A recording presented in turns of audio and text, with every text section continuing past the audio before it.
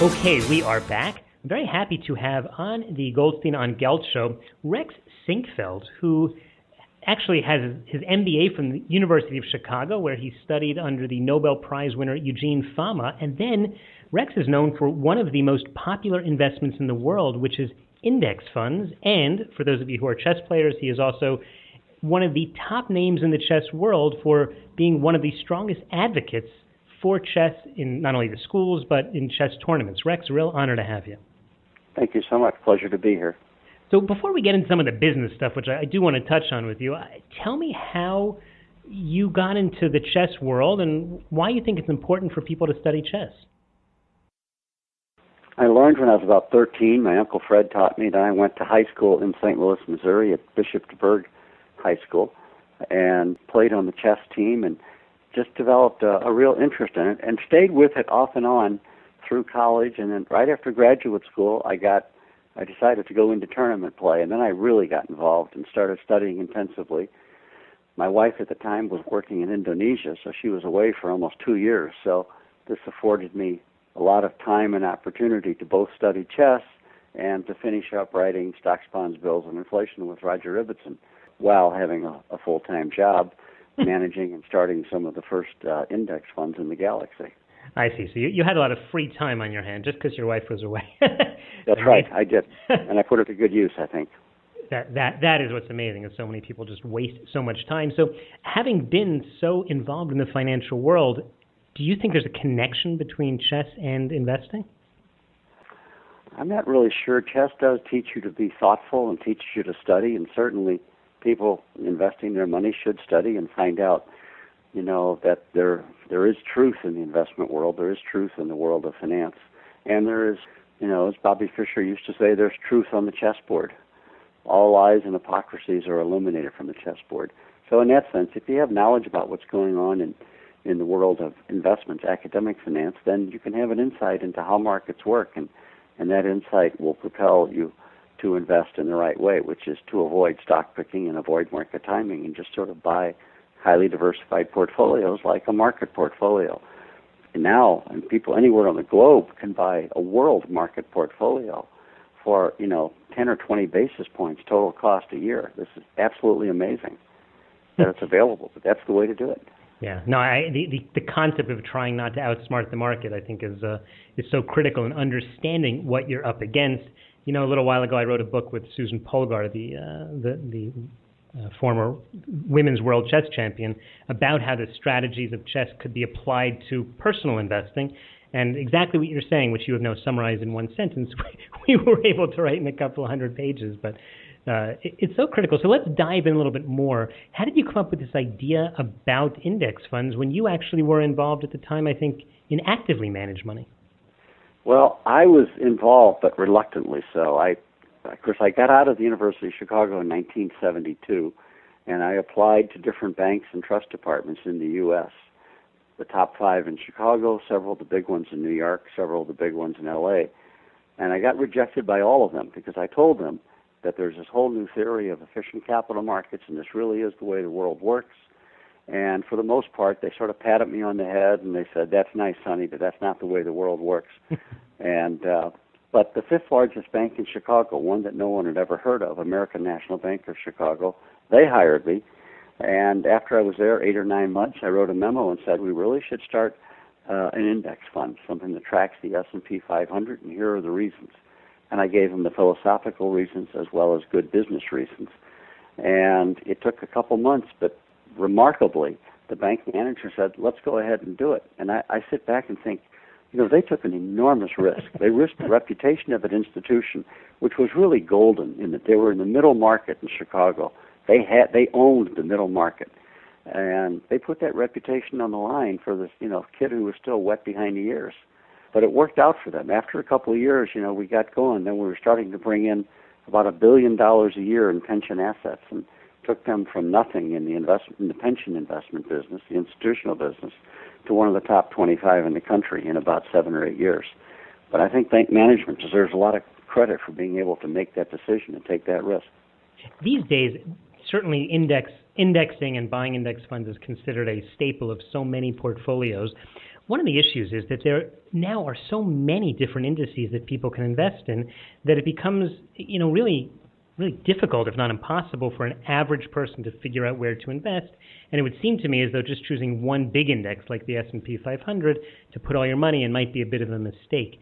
How should people deal with this vast supermarket of index funds that are available now?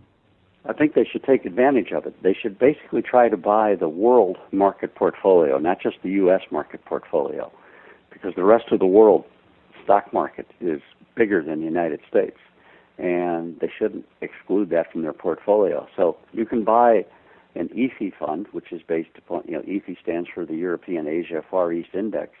It's like the S&P 500 of the developed world. And so they could buy that. They could buy the S&P 500 or a total U.S. market index fund. And if they want, they can probably get an emerging markets index fund. And that's about it, And if they want to go for extra returns, then what they can do is find those same kinds of portfolios that are tilted toward what are called value stocks. Of course, value is clearly a misnomer. Value stocks are basically those that are struggling in the earnings dimension, but the evidence shows that on average, they have above average expected returns because you are being compensated for extra risk. So there's no free lunch in that. But that's one, there's two ways of doing it. But if they just went the plain vanilla approach, buying the world market portfolio, they're way ahead of the game. And it's very inexpensive. And they don't have to worry about burning the midnight oil looking for that new stock tip or new hot idea. That's the big thing. It frees up so much of your time because you never have to worry about it. Let the market take care of things. The market will process all the information that's available, will build it into market prices, and when you buy a fund, you're taking advantage of all that information which is billions of times the amount of information that any individual possesses by themselves. We're talking with Rex Sinquefield, who is known as one of the founders of index fund investing. In fact, many of the listeners to the Goldstein on Gelt Show today probably have some, if not all, of their money in index funds, thanks to you, Rex. And he's been talking to us a little bit about a way of managing it. Let's focus a little bit on the now, because guys like me, my day job is that I'm a financial advisor. I only get to do the radio show once or twice a week when I speak to interesting people like you. But day to day, I'm talking with real people who are investing their own money for their future. And I always talk to them about things like long-term and expect short-term volatility. But at the end of the day, it's very difficult for a regular person who sees all of his savings all of a sudden drop so much. How do you advise someone who is so heavily involved in the market, no matter which index? How would you tell this person to, don't worry, just look towards the future? Well, it helps to read a little bit. There have been many, many books written about how well markets work and written on the philosophy of investing in index funds. It wouldn't hurt them to read one or two of those. You could probably refer them to it. And the company that I used to be with, Dimensional Fund Advisors, has lots of articles that they can get by probably just going to DFA.com or DFAUSA.com. I'm pretty sure those articles are available free of charge, but you can go to the Vanguard group and get articles on investing and why it makes sense to invest in index funds.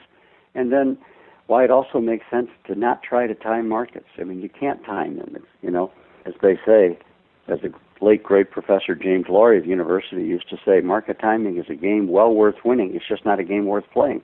And that's what they've got to learn. They've got to discipline themselves so it sinks in, so they realize, all right, there's a downdraft. I'm not going to change.